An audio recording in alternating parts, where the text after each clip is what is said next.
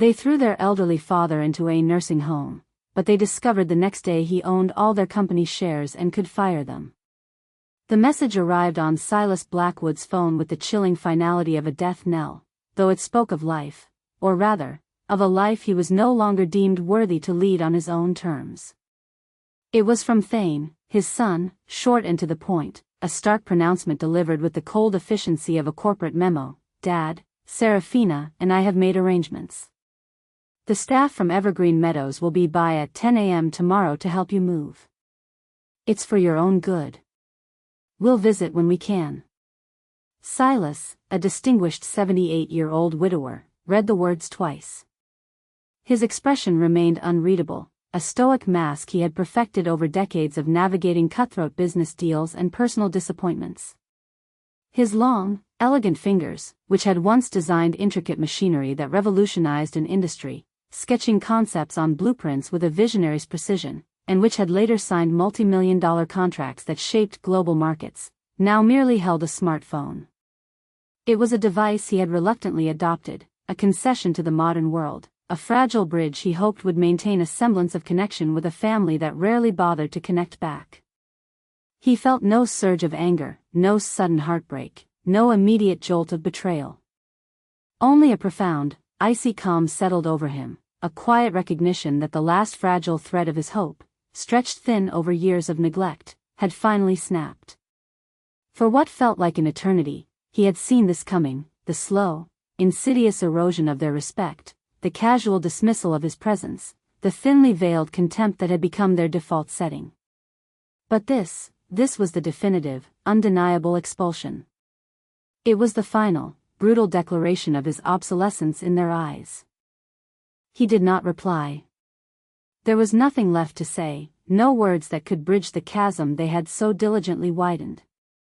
Instead, Silas carefully placed the phone on the polished mahogany table beside his armchair, the same armchair he had bought decades ago, a testament to his company's first modest successes. Its worn leather, smooth beneath his touch, held the faint scent of pipe tobacco and old dreams. His gaze drifted around the expansive living room of the mansion he had meticulously built, brick by painstakingly chosen brick, a home that had once echoed with the vibrant laughter of his late wife, Eleanor, and the joyous chaos of young children. Now, it felt like a museum, perfectly preserved yet utterly lifeless, a mausoleum of forgotten affections. He looked at the family portraits on the mantelpiece, Thane, Serafina, and his two grandchildren, Lily and Ethan, their smiles frozen in time, oblivious to the emotional distance that had grown into an unbridgeable chasm, a canyon carved by indifference and greed. Silas knew, with a certainty that chilled him to the bone, that the game was truly over. And the next move, the final, decisive move, would be his. He would not merely accept his fate, he would redefine it. Silas Blackwood had built Blackwood Enterprises from the ground up, a small machine shop transforming, through sheer will and tireless innovation, into a global manufacturing powerhouse. He had started with nothing but grit, ingenuity, and the unwavering support of his beloved wife, Eleanor. Eleanor, with her quiet strength and sharp intellect, had been the bedrock of his life, his confidant, his muse. She had managed their burgeoning household, nurtured their son, and even offered astute business advice, her old-money family background providing a subtle understanding of the world of finance and legacy that complemented his own industrial drive. When Eleanor passed away 15 years ago, a piece of Silas had gone with her, a vital part of his soul extinguished. The vibrant colors of his world had faded to muted tones. Yet, he had carried on, not just for the sake of his formidable legacy, but for his son, Thane, and the grandchildren, Lily and Ethan. He had retired, or so he told everyone, handing over the reins of the company to Thane, while discreetly retaining the majority ownership, a quiet contingency he had put in place years ago, a safety net that his lawyer, Mr. Harrison, had meticulously structured with foresight and precision. It was a detail Thane had either conveniently forgotten, or more likely, had never truly comprehended amidst his self-congratulatory ascent to the CEO's chair, blinded by the perceived glory and power. The years following Eleanor's death had been a slow, painful descent into isolation for Silas. The vibrant energy that had defined his life had dissipated, replaced by a quiet ache. He had poured his considerable wealth, much of it inherited from Eleanor's own old money family and his own company's burgeoning profits, into ensuring his family's comfort, their happiness, their lavish lifestyles. He believed, perhaps with a touch of the naivety that sometimes accompanies great success, that such generosity would foster love, respect, and a profound sense of family unity. Instead, it had bred a deep, corrosive entitlement, a bottomless pit of expectation. Thane, even as a young man, had exhibited a distinct propensity for extravagance, a casual disregard for the value of money, having never truly earned it. When he graduated college, a degree achieved with more financial support than academic merit, Silas had not just given him a car, he had presented him with a brand new, top-of-the-line Mercedes-Benz S-Class, gleaming black, paid in full, a gift costing over $100,000 in those days. "A reward for your hard work, son," Silas had said, a hopeful smile on his face, truly believing this grand gesture would inspire a sense of responsibility and gratitude.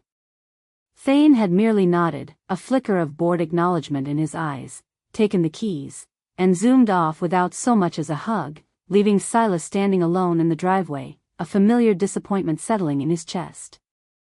Years later, when Thane announced his engagement to Serafina, a woman whose dazzling beauty was matched only by her relentless ambition for social standing and material possessions, Silas had offered to cover the wedding expenses. It was a gesture he hoped would be seen as a loving embrace of his future daughter-in-law, a welcoming into the family fold. The wedding, costing upwards of $500,000, was a spectacle of opulence, a lavish display orchestrated entirely by Serafina, every detail from the imported flowers flown in from Holland to the celebrity chef serving gilded canapés paid for by Silas. Serafina, a connoisseur of luxury, had accepted a diamond engagement ring from Silas, a family heirloom from Eleanor's side that he had enhanced with an additional 2-carat stone, transforming it into a dazzling piece worth well over $250,000. She had appraised it within days, her gratitude perfunctory, her eyes already scanning for the next glittering prize. Their first home, a sprawling estate in the most exclusive part of the city, had been acquired with a substantial down payment of $2.5 million from Silas.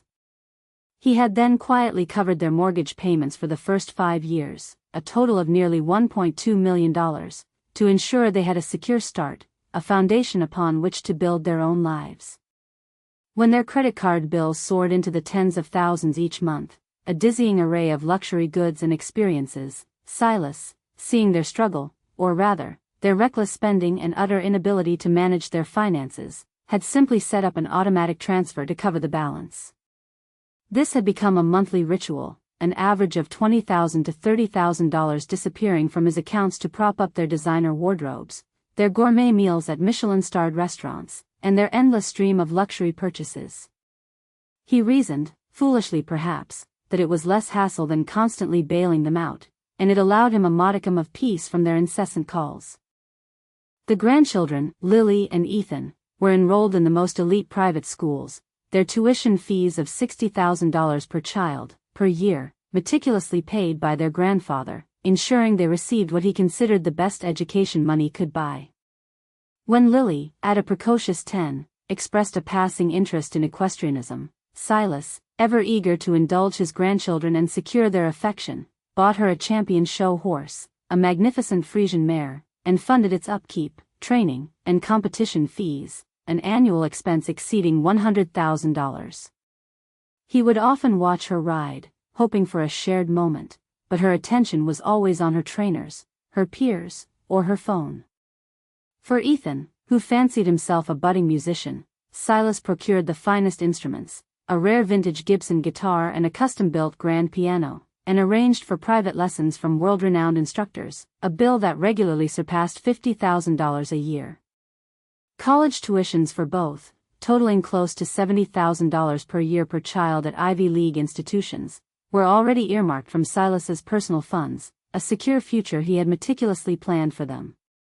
Annual family vacations, always to exotic locales like the pristine beaches of the Maldives, the sun-drenched Italian Riviera, or the snow-capped Swiss Alps, were entirely underwritten by Silas, often costing hundreds of thousands of dollars. He'd hoped these trips would be opportunities for bonding, for shared memories, for the family to truly connect away from the pressures of city life. Instead, he often found himself alone on the sweeping balconies of luxury resorts, watching his family interact amongst themselves by the pool, barely acknowledging his presence unless it was to ask for more spending money for shopping sprees in exclusive boutiques or private yacht excursions. "Dad, can you wire me some funds for a new golf cart? Mine's acting up, and it's embarrassing at the club," Thane would casually say over brunch, not even looking up from his phone, his thumb endlessly scrolling through stock quotes or sports scores. "Silas, darling, I saw the most exquisite diamond necklace at Van Cleef & Arpels. It would be perfect for the upcoming charity gala, a truly magnificent piece," Serafina would coo, her eyes glittering with expectation, never an offer to contribute, only an implicit demand. His calls for a simple dinner, a quiet evening of conversation, or even just a shared cup of tea, were consistently met with a litany of excuses. "Too busy, Dad, we have plans, Silas, the children have activities, you know how demanding their schedules are."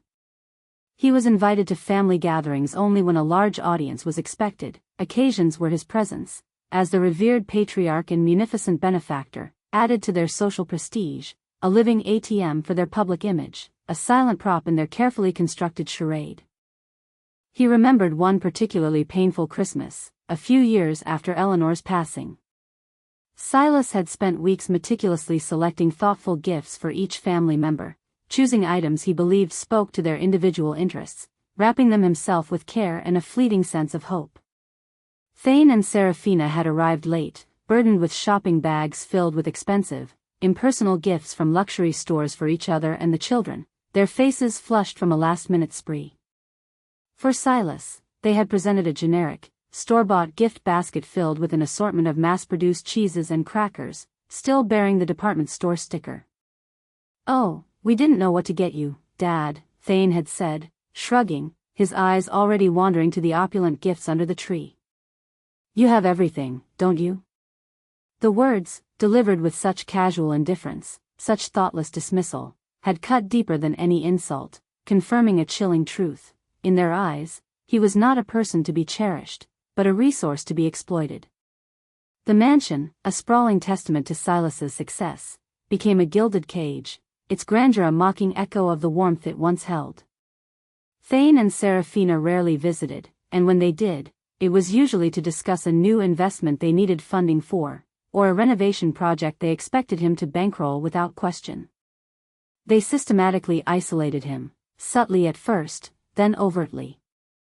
His suggestions were dismissed with a wave of Thane's hand, his opinions ignored with a patronizing nod from Serafina. He was a constant source of funds, but an inconvenient presence, a reminder of their dependence.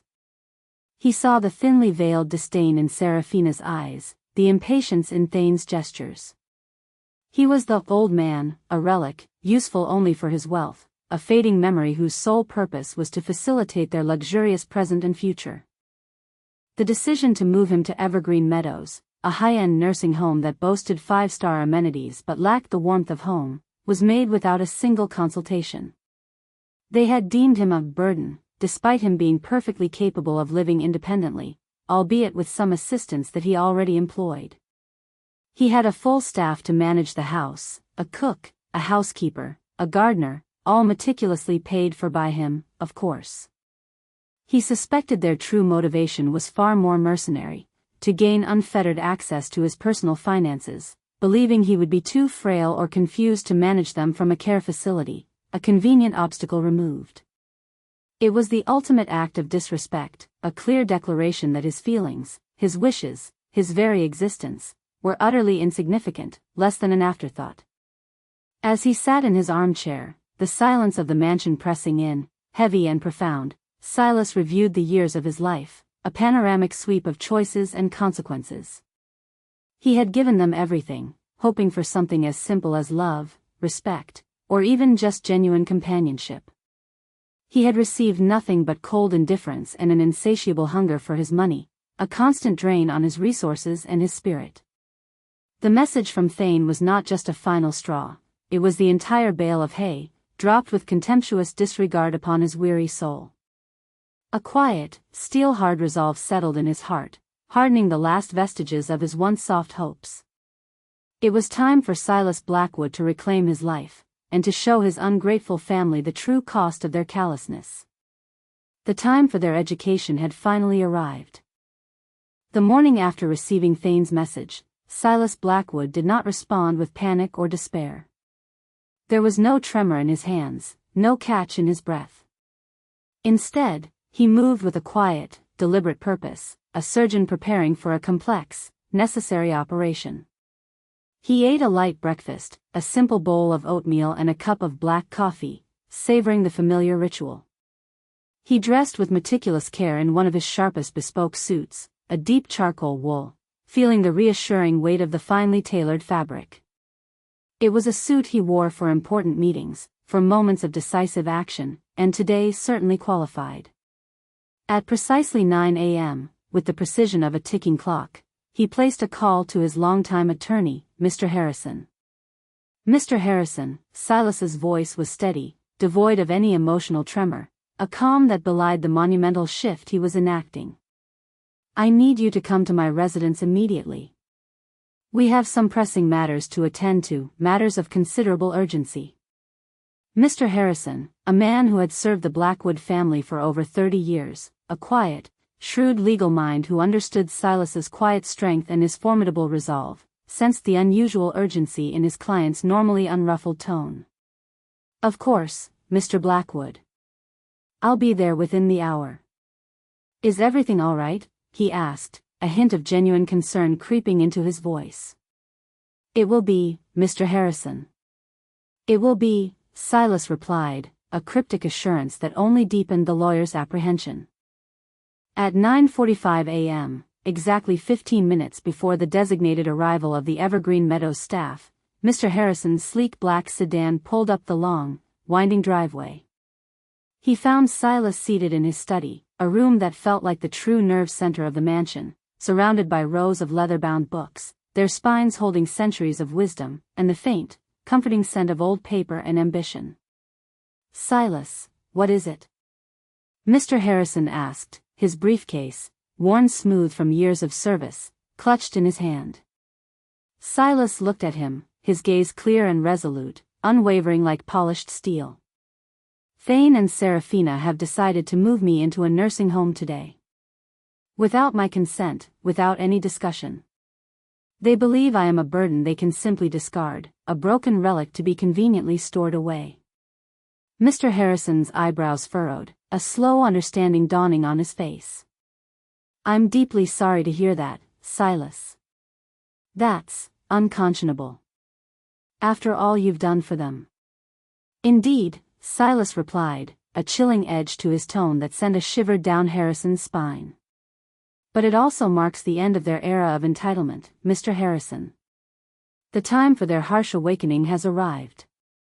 I need you to initiate the process of severing all financial ties with them, effective immediately. Every single one. Silas then laid out his instructions with meticulous detail, his words precise, each one a hammer blow of intent. Firstly, I want all power of attorney agreements that pertain to Thane and Seraphina revoked. Immediately. Secondly, I want all joint accounts, all authorized user statuses on my credit cards, and any direct payment arrangements I have set up for them or their households, terminated. This includes all their personal credit cards, their mortgage payments for that extravagant mansion, their multiple luxury car payments, their utility bills, the grandchildren's exorbitant private school fees, their household staff salaries, and any other allowances or financial transfers they've been receiving from me. I want to ensure every tap is turned off, every single one, by the end of today. No exceptions, no leniency. Mr. Harrison listened, scribbling notes rapidly, his pen scratching against the crisp paper. He had seen Silas in moments of great anger, but never with such cold, calculated resolve. Silas, this is a significant step. Are you certain? This will have profound consequences for them. Never more so, Mr. Harrison," Silas affirmed, his eyes like steel, unwavering in their conviction. "This has been building for years, a slow, festering wound. They have mistaken my generosity for weakness, my love for a bottomless well. They view me as an ATM, a relic to be managed, to be drained at their leisure. The time for their education has arrived. Let them learn the true value of $1, and the true cost of ingratitude." "Very well," Mr. Harrison said, closing his notebook with a decisive snap. "I'll get my team on this immediately. It will take some time for all systems to update, and for the full effect to be felt, but the instructions will be sent out within the hour." "The gears are turning, Silas." As Mr. Harrison departed, his footsteps echoing softly in the grand foyer, Silas made another crucial phone call. He dialed the direct line of Mr. Davies, his personal banker at the exclusive private bank where his vast fortune resided, a discreet institution known for its efficiency and discretion. "Mr. Davies, Silas Blackwood here. I need to issue some immediate instructions regarding my accounts. I require all standing orders, all direct debits, and all recurring transfers to my son, Thane Blackwood, and his wife, Seraphina Blackwood, to be cancelled. This includes all payments made on their behalf for properties, vehicles, education, and general living expenses. I also need to revoke all access they may have had to any of my accounts, under any pretext. No more authorized user statuses, no more emergency transfers." Mr. Davies, accustomed to Silas's precise and formidable nature, assured him it would be done with the utmost priority. "Consider it handled, Mr. Blackwood. Every instruction will be processed by close of business today, without exception." The staff from Evergreen Meadows arrived promptly at 10 a.m., their vehicle a discreet, unmarked minivan. They were professional, efficient, and discreet, moving through the mansion with practiced ease. Silas allowed them to pack a single suitcase with his essentials, a few changes of clothes, his reading glasses, a cherished family photo of Eleanor. He left behind the vast majority of his belongings, the antique furniture, the priceless art, the countless memories that permeated every corner of the house, knowing with absolute certainty that he would not be returning to that house, at least not as its resident. As he stepped out the front door, the solid oak closing behind him with a soft thud, he took a deep, lingering breath of the crisp morning air, a breath that felt like the first truly free one he had taken in years, unburdened by obligation or expectation. He settled into the comfortable car, driven by a nursing home attendant, and watched as his grand mansion receded in the rearview mirror, a symbol of a life he was deliberately, and finally, leaving behind, a chapter closed forever. Meanwhile, back at their opulent mansion, Thane and Seraphina Blackwood were beginning to experience the first tremors of the earthquake Silas had unleashed, though they were still blissfully unaware of its source. Seraphina, enjoying her usual mid-morning shopping spree at a high-end boutique known for its exquisite, and exquisitely priced, designer handbags, swiped her credit card for a $15,000 crocodile skin piece she simply had to have. The machine beeped, flashing, declined.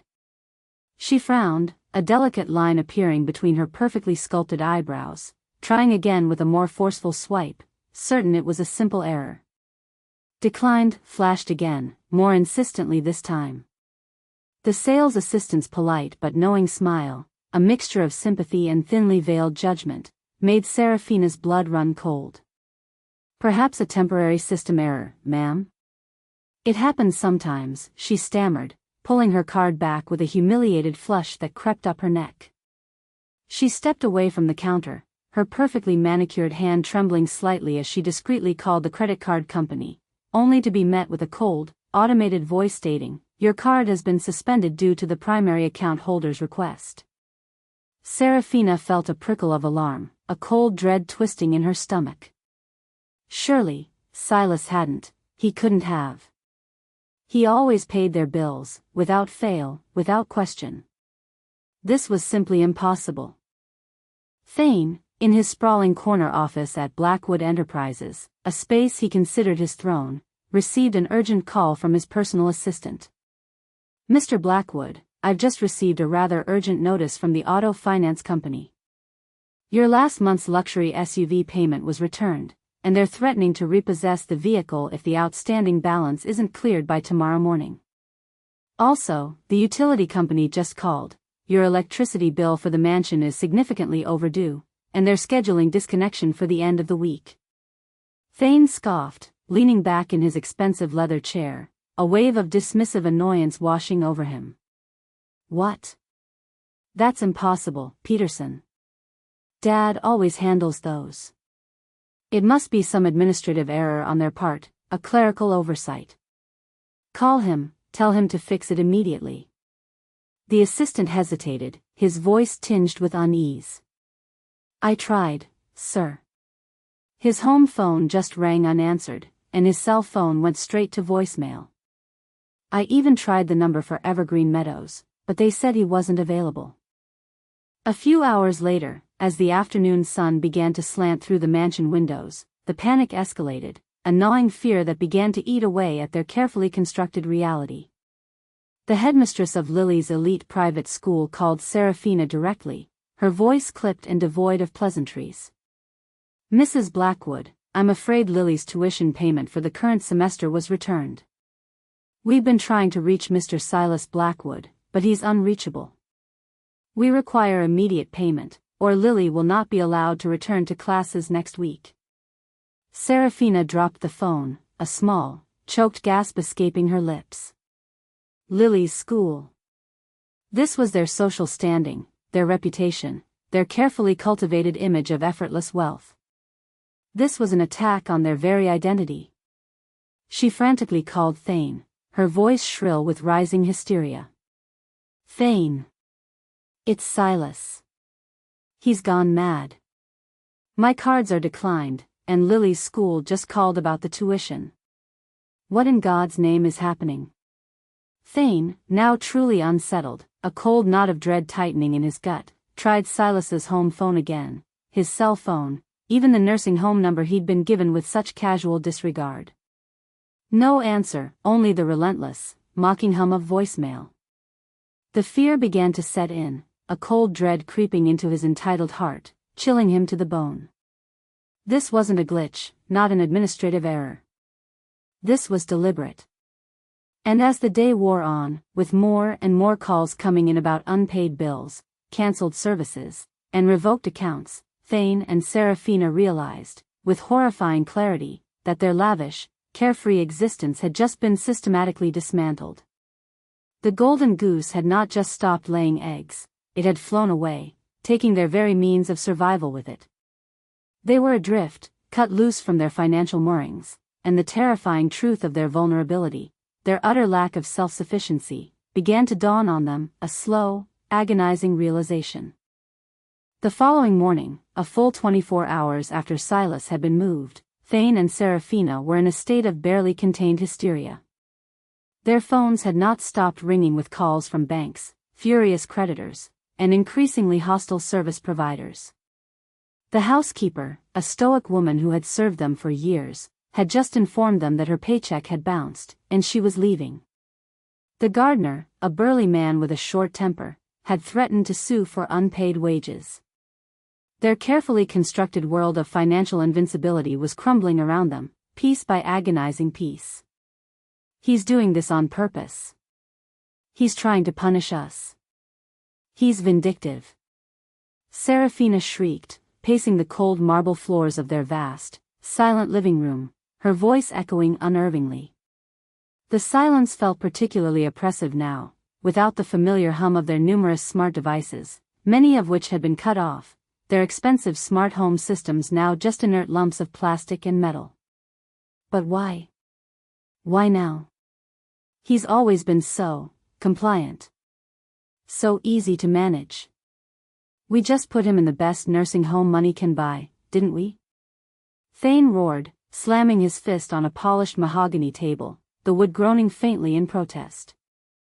He could not fathom this sudden rebellion, this incomprehensible act of self-destruction.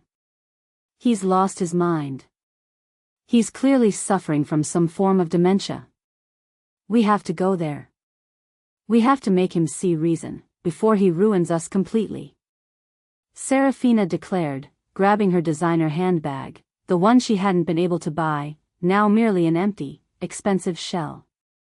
They sped to Evergreen Meadows, their luxury SUV, soon to be repossessed, screeching to a halt in the manicured parking lot, a cloud of dust rising behind them.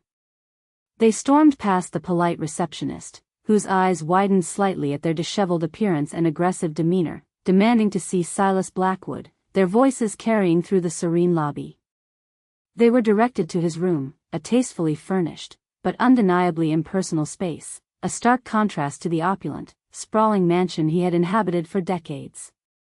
Silas was seated by the window, the morning light streaming in, illuminating the room with a gentle glow.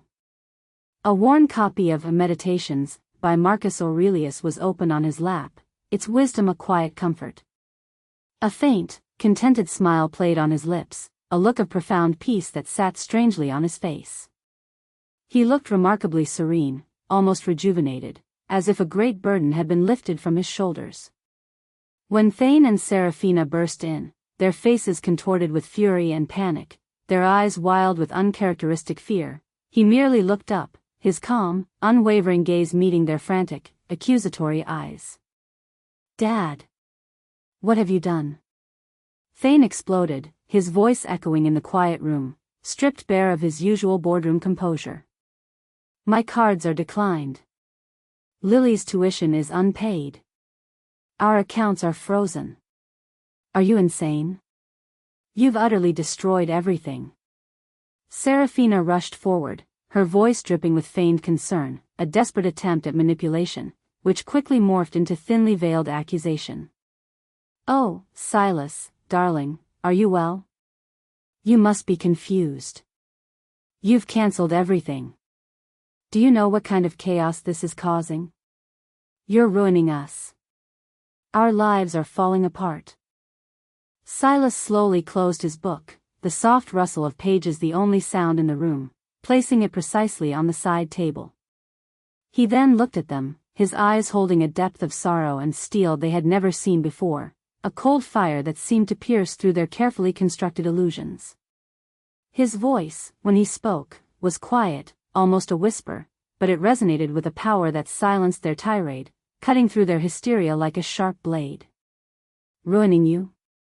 Silas said, his gaze fixed on Thane, a flicker of something akin to pity in his eyes. "Is that what you call it? When the financial tap I've been holding open for decades is finally turned off? Is that ruin, Thane, or is it simply the inevitable consequence of your own choices, your own profligacy, your own refusal to take responsibility?" He then turned his gaze to Seraphina, his expression unyielding. "And you, Seraphina? Concerned for my well-being? Or concerned that your endless shopping sprees and lavish lifestyle, your entire carefully curated social identity, have come to an abrupt, unceremonious halt?" Thane scoffed, a desperate, nervous sound. "This is ridiculous, Dad. This is an overreaction. A childish tantrum. We're your family. We put you in a top-tier facility. This is for your own good. You can't just cut us off. You can't do this to us." "Can't I?" Silas's voice was still calm, but it had a razor's edge, a chilling undertone that promised no quarter. He leaned forward slightly, his eyes narrowing, fixing them with an intense, unblinking stare. "For years, I have poured my life's work, my wealth, my very soul into you both, hoping to earn a modicum of love, of respect, of genuine connection. Do you remember, Thane, that gleaming Mercedes I bought you for graduation? Over $100,000, paid in full, a gift of hope. Did you even say thank you, or did you simply accelerate away without a backward glance?" Thane spluttered, his face flushing. "Of course, I did. I was grateful." "No, you weren't," Silas stated flatly, his voice devoid of emotion. "You merely took the keys and drove away, already bored with the gift. Do you remember the $2.5 million down payment for this mansion of yours, Seraphina? And the 5 years of mortgage payments I covered, nearly $1.2 million, so you could have a secure start? Or the hundreds of thousands I've spent on Lily's champion horses and Ethan's custom instruments and world-renowned music lessons? Not to mention the multi-million-dollar college fund sitting in my name, waiting for them, an education you now cannot access. Or the hundreds of thousands, perhaps even millions, in credit card bills I've paid for your designer clothes, your extravagant vacations, your endless gourmet meals? I was your bottomless ATM, wasn't I? A limitless resource to be exploited, a means to an end. Serafina's face flushed a deeper crimson, her carefully constructed composure cracking under the weight of his precise accusations. That's different. You're our father. You're supposed to provide for your family. It's your duty. Provide, yes, Silas agreed, his voice growing colder, each word a chip of ice. But not to be treated as a walking wallet. Not to be ignored, dismissed, and eventually, discarded like an old, inconvenient piece of furniture. You brought me here, didn't you? To this facility, without a single conversation, without asking my wishes, without a thought for my feelings. You deemed me a burden, a liability. Well, the burden has decided to shift. And now, you will carry it. Thane clenched his fists, desperation mingling with a rising tide of fury. This is an overreaction, Dad. A childish tantrum. You're the founder of Blackwood Enterprises. You put me in charge. You can't just destroy everything. You can't sabotage your own legacy. Silas allowed himself a small, chilling smile, a faint curve of the lips that held no warmth. Destroy everything, Thane? Oh, no. I'm merely reclaiming what was always mine, what I built with my own hands and intellect. You see, when I retired and handed over the reins, you both conveniently forgot a crucial detail, or perhaps, you were simply too arrogant, too blinded by your perceived power, to notice. While you, Thane, became the CEO, the public face, the figurehead of the company, I, Silas Blackwood, meticulously retained 90% ownership of Blackwood Enterprises shares. Every single one, held in my personal trust, beyond your reach. The words hung in the air, heavy and suffocating, each syllable a devastating revelation. Thane and Serafina stared at him, their expressions transforming, in a slow, agonizing slide, from anger to disbelief, then to raw, sickening terror. The color drained from Thane's face, leaving it ashen, ghostly. Serafina's jaw dropped, her eyes wide with dawning horror. What are you talking about? Thane whispered, his voice barely audible, a pathetic croak of a man who suddenly realized he was standing on quicksand. I mean, Thane, Silas continued, his voice now a quiet, devastating hammer blow, each word landing with surgical precision, that you are merely an employee. A highly paid one, yes, a figurehead, but an employee nonetheless. And as the majority shareholder, holding 90% of the company's stock, I have the absolute and undeniable power to fire you. Both of you. To strip you of your titles, your salaries, your access to the very company you believed was yours. Serafina gasped, a choked, desperate sound, clutching Thane's arm as if seeking physical support in a world that had suddenly tilted on its axis. No. You can't. You wouldn't. You'd destroy your own family. Your own son. Oh, but I can, and I will, Silas said, his eyes unwavering, his resolve unshakable. Effective immediately, all personal financial support for you, your household, and your children has ceased. Every last penny. As for Blackwood Enterprises, I have already instructed Mr. Harrison to begin the process of reviewing Thane's performance as CEO. Depending on the outcome, and your future conduct, I will either appoint new, competent leadership, or take back the reins myself. This company is my legacy, not your personal piggy bank or a trophy for your ego, Thane. And it certainly won't be run by someone who views his own father as a disposable nuisance, a mere financial convenience.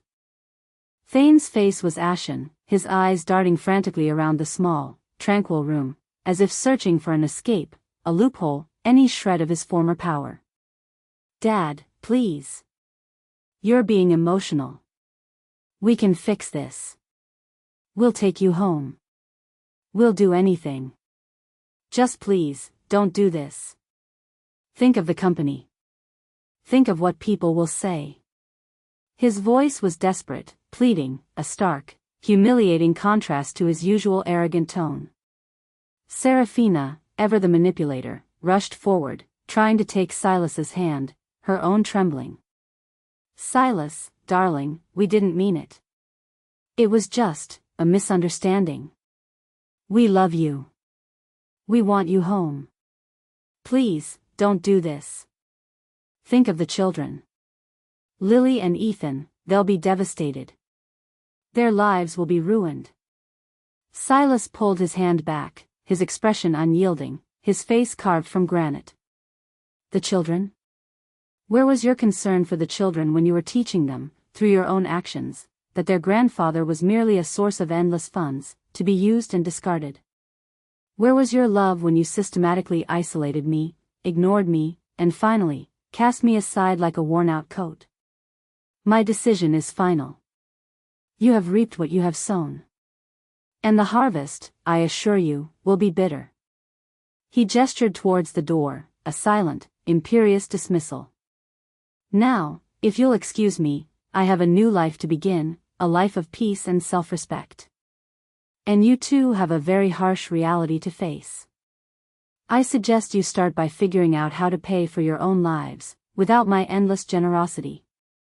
Thane and Serafina stood frozen, rooted to the spot, the magnitude of Silas's words crashing down on them with the force of a tidal wave. Their carefully constructed world, built entirely on borrowed wealth and inherited power, had just been irrevocably shattered. They had come seeking to regain control, to re-establish their authority over the man they thought they had outwitted, the old man they believed they could manipulate. Instead, they had faced the full, terrifying force of his quiet, devastating resolve, a force they had foolishly underestimated for decades. Humiliated, defeated, and utterly devoid of options, their shoulders slumped, they slowly, painfully, turned and walked out of Silas's room, leaving him alone in the quiet peace he had finally, truly claimed. Thane and Serafina stumbled out of Evergreen Meadows into the blinding afternoon sun, their minds reeling, a cacophony of fear and disbelief echoing in their heads.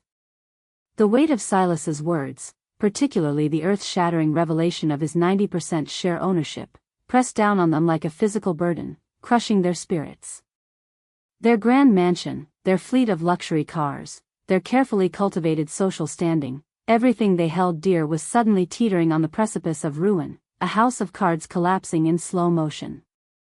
As they drove home in stunned silence, the air thick with unspoken recriminations and dawning terror, the reality of their situation began to sink in with chilling clarity.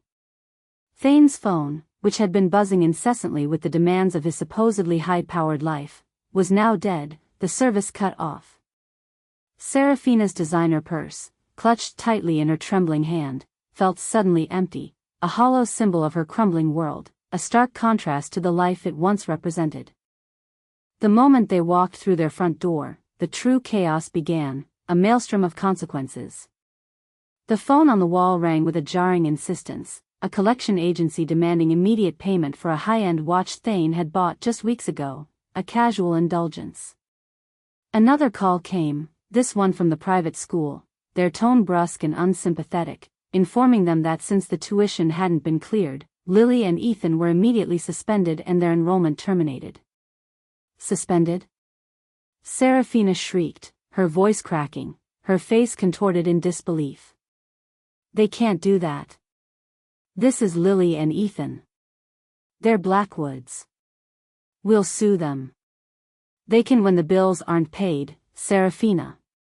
Thane retorted, his own voice hoarse with panic, his eyes darting around their opulent living room, now feeling more like a cage. He tried to log into his company account from his laptop, desperately hoping for some access, only to find his access permissions had been revoked. A stark, red message flashed on the screen, access denied. Contact administrator. The cold finality of it chilled him to the bone. The subsequent days were a blur of escalating financial disaster, a relentless avalanche of consequences. Notices of default and foreclosure warnings began to arrive daily from their mortgage lenders, stark white envelopes that heralded doom. Their luxury cars were repossessed within a week, whisked away by stern-faced men, leaving them scrambling for rides, a humiliating experience for people who had never driven anything less than top-tier sedans, who had never known the indignity of public transport or the necessity of sharing rides. The household staff, unpaid and increasingly hostile after bounced checks and empty promises, walked out en masse, leaving them to navigate their sprawling, increasingly dilapidated mansion by themselves, a silent testament to their financial ruin. Serafina, who had never lifted a finger, found herself staring at mountains of laundry and a kitchen she barely knew how to operate. Serafina, accustomed to a life of leisure and endless shopping sprees, found herself facing the grim reality of grocery shopping on a budget, her eyes wide with bewildered horror at the price of basic necessities, and attempting to cook, tasks she had never once performed in her privileged life. Her attempts were disastrous, leading to burnt meals, a smoke alarm that screamed incessantly, and frustrated tears. Her friends, once so eager for her company, for the invitations to exclusive parties and access to her wealth, began to distance themselves, their smiles tight, their calls unanswered. Invitations to exclusive galas and country club events ceased abruptly. The whispers at the club were vicious, detailing their sudden and dramatic financial downfall, a cautionary tale for those who dared to rely on inherited wealth.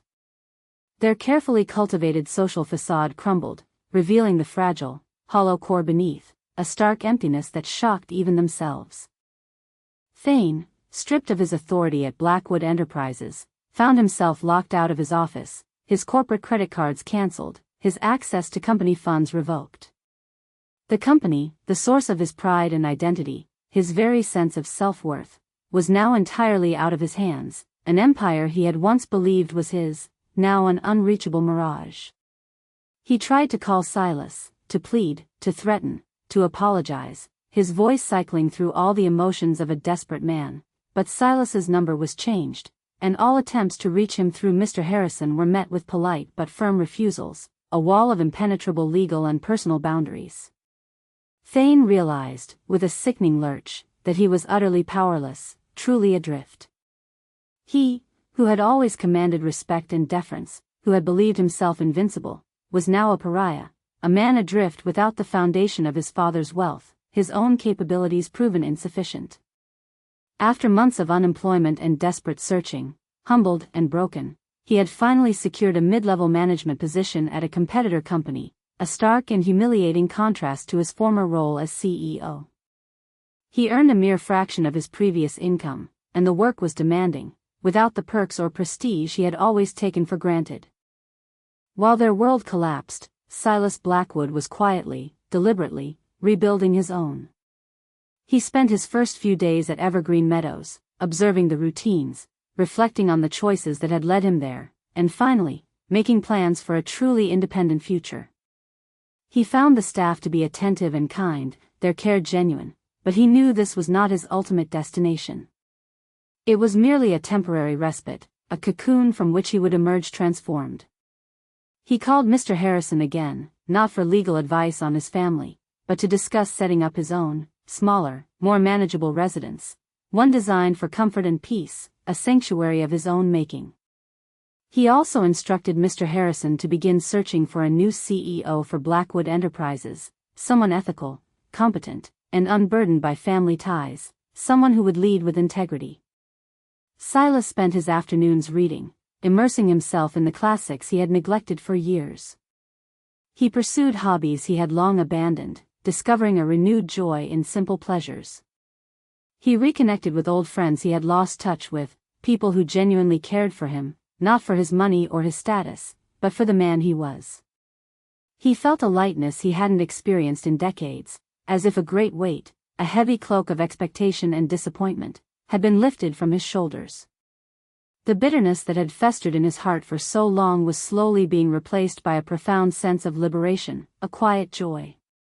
He was free, truly free, for the first time in what felt like forever, no longer bound by the chains of unreciprocated duty. He was finally spending his golden years, not on someone else's terms, but on his own, with purpose and contentment. Months turned into a year. Silas Blackwood was no longer at Evergreen Meadows. He had moved into a beautiful, sun-drenched penthouse apartment in a vibrant part of the city, complete with a private garden terrace that overflowed with fragrant blooms and stunning panoramic views of the skyline he had once helped build. He had furnished it with pieces he genuinely loved, comfortable and aesthetically pleasing, not those chosen for their status symbol or their ability to impress others. His days were filled with activities that brought him joy: morning walks in the nearby botanical gardens, breathing in the scent of damp earth and blooming flowers, an afternoon art class where he discovered a latent talent for landscape painting, his brushstrokes capturing the world with a newfound clarity, an evening spent with a close-knit circle of friends, old and new, enjoying lively conversations and shared laughter over good wine and simple meals.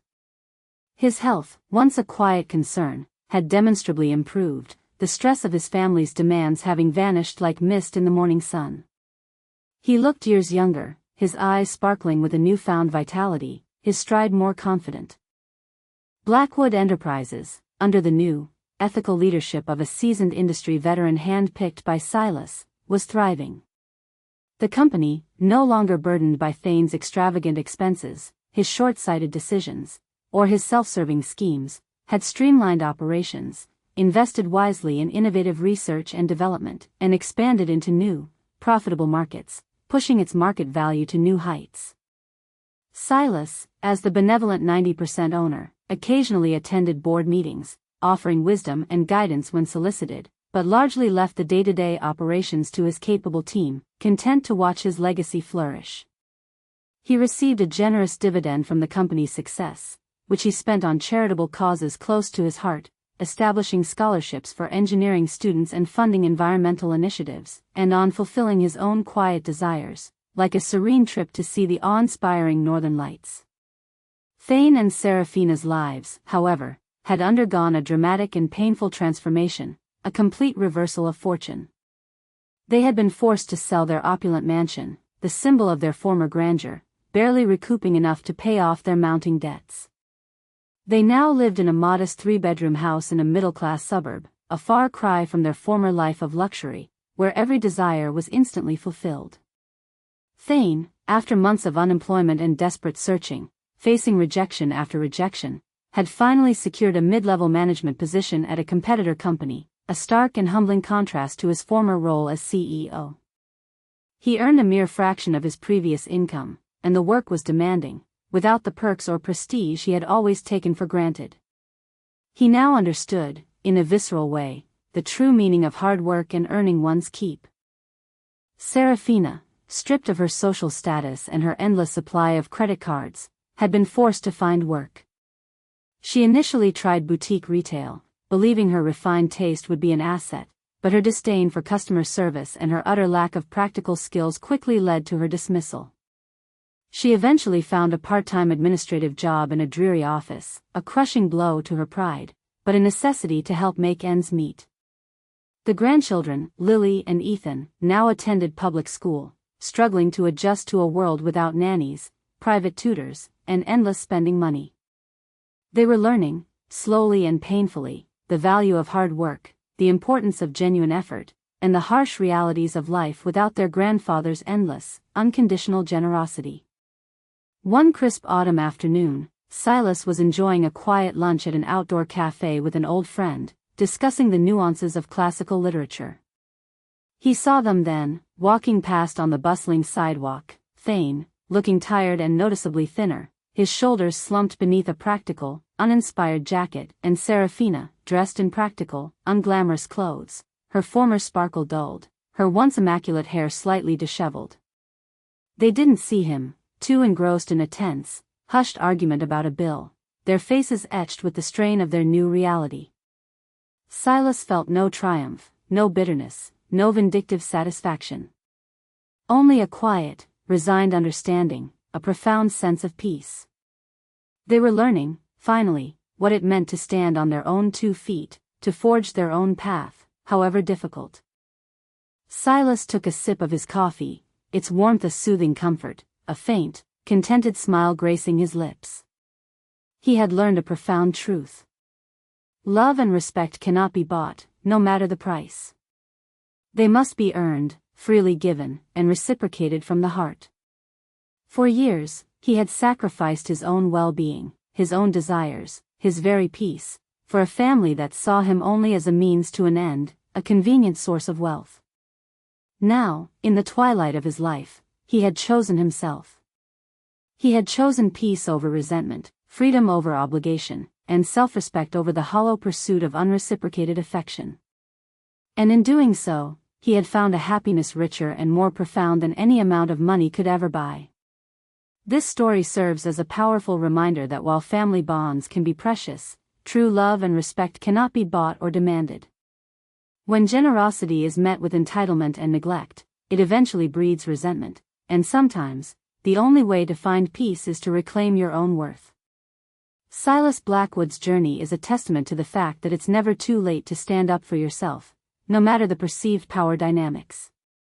His decision, though painful, ultimately led him to a life of true freedom and happiness, while forcing his ungrateful family to finally learn the lessons they had so long avoided. If you found this story of justice and resilience compelling, you'll find many more powerful narratives on our channel that explore similar themes of life lessons and unexpected turns of fate. Don't forget to hit the subscribe button and ring the notification bell so you don't miss our next video. We'd love to hear your thoughts on this story. Have you ever encountered such blatant ingratitude, or perhaps seen someone make a similar stand? What would you have done if you were in Silas's shoes? Share your experiences and opinions in the comments below.